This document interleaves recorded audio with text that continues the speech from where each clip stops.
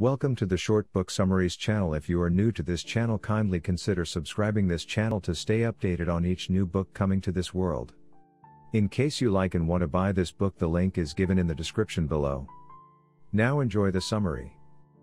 For readers of Atul Gawande, Andrew Solomon, and Anne Lamott, a profoundly moving, exquisitely observed memoir by a young neurosurgeon faced with a terminal cancer diagnosis who attempts to answer the question, what makes a life worth living?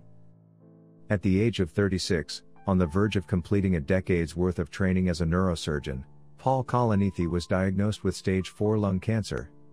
One day he was a doctor treating the dying, and the next he was a patient struggling to live. And just like that, the future he and his wife had imagined evaporated. When Breath Becomes Air chronicles Kalanithi's transformation from a naive medical student possessed, as he wrote, by the question of what, given that all organisms die, makes a virtuous and meaningful life, into a neurosurgeon at Stanford working in the brain, the most critical place for human identity, and finally into a patient and new father confronting his own mortality. What makes life worth living in the face of death?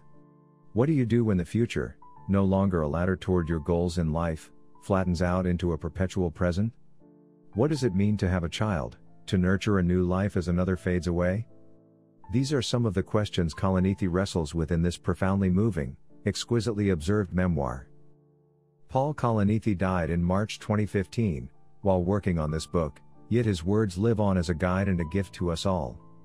I began to realize that coming face to face with my own mortality, in a sense, had changed nothing and everything, he wrote.